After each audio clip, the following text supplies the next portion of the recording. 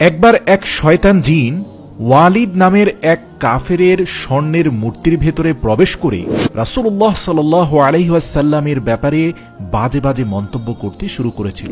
তারপর রাসূল সাল্লাল্লাহু আলাইহি ওয়াসাল্লাম সেই জিনের সাথে কি আচরণ করেছিলেন সেই পুরো ঘটনা জানাবো আজকের এই ভিডিওতে। রাসূল সাল্লাল্লাহু আলাইহি ওয়াসাল্লামের সময় মক্কাতে ওয়ালিদ নামের এক কাফের বাস করত, আর তার অনেক বড় একটি স্বর্ণের মূর্তি ছিল, আর সে এই স্বর্ণের মূর্তির পূজা করত।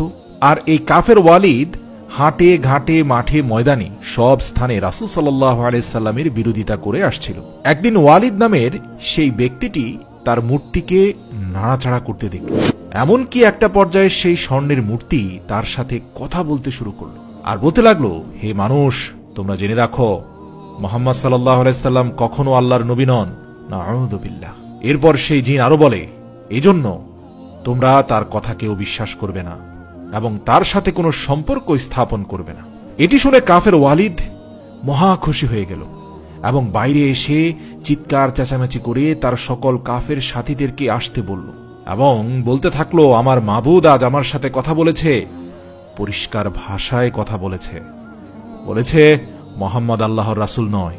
এটি শোনার পর তার সাথীরা ঘরে আসলো এবং সত্যি তারা মূর্তির মুখ থেকে কথাগুলো শুনে একদম আশ্চর্য হয়ে গেল এবং এই মূর্তির প্রতি তাদের ঈমান আরো বেড়ে গেল। খুশি হয়ে একে অপরজনের কাছে বলতে থাকলো এবং মুহাম্মদ সাল্লাল্লাহু আলাইহি সাল্লামের বিরোধীরা একজোট হতে থাকলো।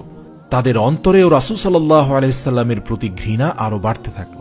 পরের দিন ওয়ালিদ সকল মানুষজনকে ডেকে তার সেই ঘরের একটি বৈঠকের আয়োজন করলো, যাতে হাজার হাজার মানুষ তার মূর্তির কথাগুলো শুনতে পারে। যখন বিশাল বড় বৈঠকের আয়োজন করা হয়, সেখানে মুহাম্মদ সাল্লাল্লাহু আলাইহি সাল্লামকেও দাওয়াত দেওয়া হয়, যাতে প্রকাশ্যে সবার সামনে মুহাম্মদ সাল্লাল্লাহু আলাইহি সাল্লামকে অপমান করা যায় সেই নিষ্প্রাণ মূর্তির কথা শুনিয়ে। এরপর রাসূল সাল্লাল্লাহু আলাইহি সাল্লাম সেখানে তাশরিফ নিয়ে গেলেন।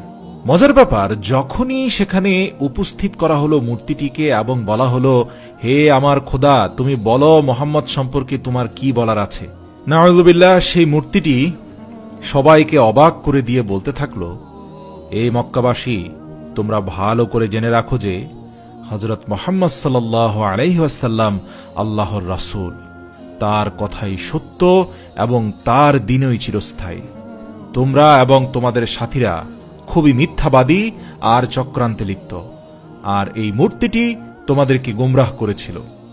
যদি তোমরা রাসূলের উপর ঈমান না নিয়ে আসো, তাহলে অবশ্যই তোমাদের স্থান জাহান্নামে হবে। তোমরা শুধুমাত্র তোমাদের বিবেককে কাজে লাগিয়ে এই মুহাম্মদুর রাসূলুল্লাহর প্রতি ঈমান নিয়ে আসো।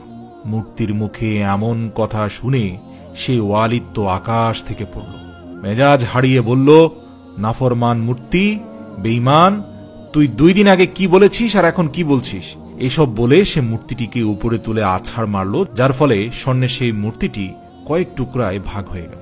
অতঃপর সভাস্থল থেকে মুহাম্মদ সাল্লাল্লাহু আলাইহি সাল্লাম যখন বাড়ি ফিরছিলেন, তখন তিনি ঘোড়ায় করে তলোয়ার হাতে এক বীর যোদ্ধাকে তার দিকে এগিয়ে আসতে দেখলেন, যা তরোয়ালের অগ্রভাগ থেকে রক্ত ঝরছিল।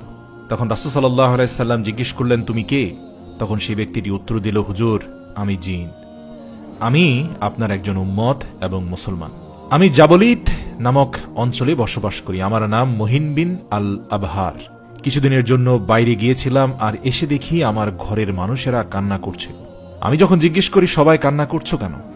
তখন জানতে পারলাম যে এক কাফের জিন, যার নাম মুশফিক, সে মক্কাতে আসে এবং কাফের ওয়ালিদের মূর্তির ভিতরে প্রবেশ করে আপনার নামে যা তা বাক্য বলছিল।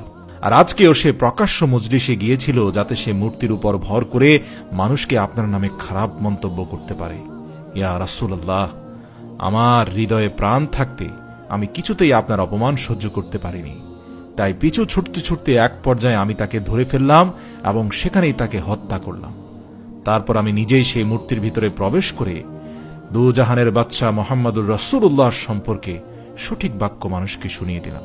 অতঃপর মুহিন বিন আবহার নামক এই জিনের মুখ থেকে এই কথাগুলো শুনে রাসূল সাল্লাল্লাহু আলাইহি সাল্লাম অত্যন্ত খুশি হয়ে গেলেন এবং সেই আবহার জিনের জন্য দোয়া করলেন।